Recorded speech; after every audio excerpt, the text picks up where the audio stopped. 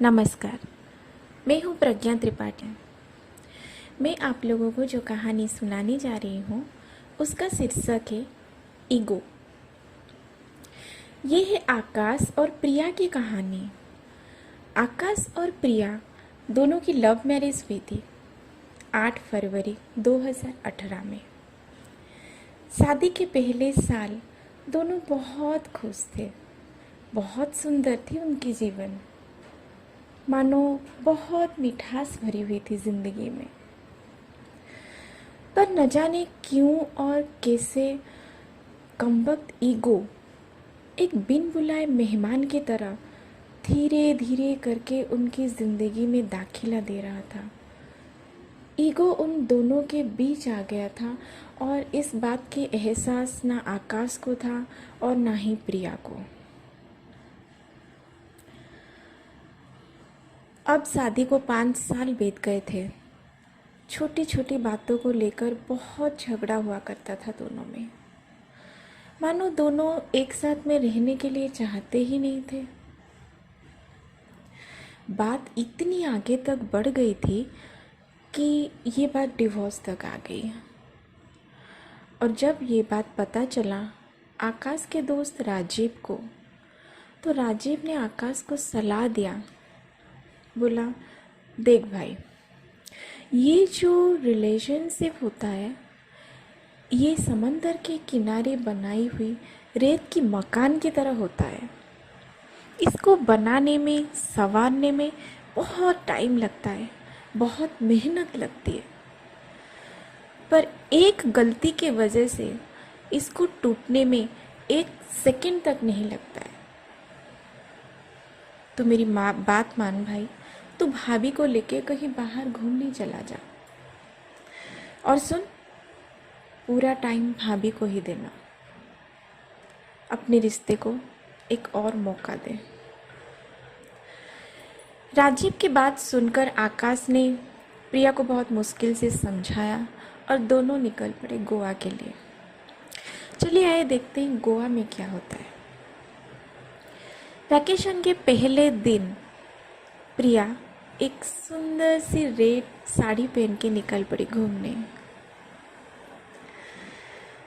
बहुत सुंदर लग रही थी उस दिन प्रिया। आकाश भी उसको देख के सोच रहा था, ये प्रिया यही रेड साड़ी पहन के उस दिन कॉलेज के लास्ट डे में फेयरवेल फंक्शन के दिन इतने भीड़ में सबसे सुंदर लग रही थी, और आज भी ये गोवा के भीड़ में सबसे सुंदर मेरी प्रिया ही तो लग रही है। उधर गोवा में बहुत सारी लड़कियां थे जो बहुत ही छोटे छोटे कपड़ों में घूम रहे थे, पर न जाने क्यों आकाश का नज़र तो ये लाल साड़ी वाली प्रिया पर ही था। वो चाहता था जाके प्रिया को हग करे और बोले, you are looking so beautiful today, पर न जाने क्यों ये ईगो अटका रहा था आकाश को। उधर प्रिया भी सोच रही थी, क्या यही मेरा लवर बॉय है, यही मेरा रोमांटिक बॉय है, जिससे शादी करने के लिए मुझे कितने पापड़ बेलने पड़े थे। पापा को मनाओ, बुआ को मनाओ, ये वो और न जाने क्या क्या। पर ऐसा क्या हो गया हम दोनों के बीच? हम दोनों पास तो हैं, पर पास नहीं। ऐसे वैकेशन के 2 दिन बीत गए। दोनों साथ में थे, पर उनका मन बहुत दूर था। वैकेशन के 3rd डे पर आकाश और प्रिया निकल पड़े सुबह सुबह ब्रेकफास्ट करने। उस दिन आकाश को थोड़ा कंफर्टेबल फील नहीं हो रहा था। उसकी तबीयत थोड़ी अच्छी नहीं लग रही थी, बट फिर भी वो गया ब्रेकफास्ट करने।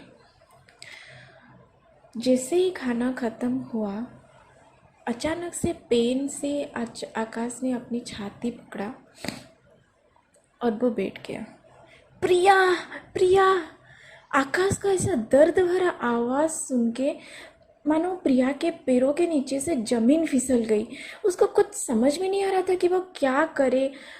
हाँ, और क्या करे वो कुछ सोचे कुछ करे। उससे पहले होटल वालों ने एम्बुलेंस बुलाया और आकाश को वो हॉस्पिटल ले गए।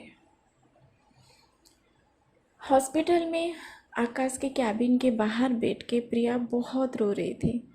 उसको ये एहसास हो रहा था कि मैंने आकाश के साथ बहुत झगड़ा किया है, बहुत कुछ हुआ है हम दोनों के बीच, पर मैं उससे दूर नहीं रह सकती, मैं उसको नहीं छोड़ सकती।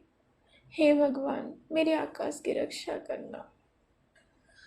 उस टाइम पे डॉक्टर बाहर आए और बोले everything is fine, ECG is also normal, it was just a gas problem, take care of him. ये सुन के प्रिया को जान आई। प्रिया भाग के गई आकाश के कैबिन में और उसको कस के पकड़ के बहुत रोने लगी। आकाश ने प्रिया के माथे को चूमा और बोला, पगली, तुझे पता है, उस एक पल के लिए मुझे ऐसा महसूस हो रहा था कि मैं अपनी ज़िंदगी में सबसे प्यारी कोई चीज़ इधर छोड़ के जा रहा हूँ, तो वो तुम हो प्रिया। तुम प्लीज़ डिवोर्स मत दो।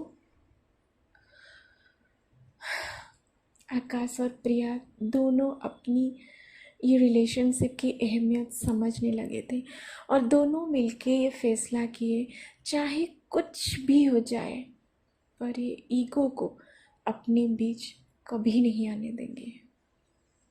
धन्यवाद।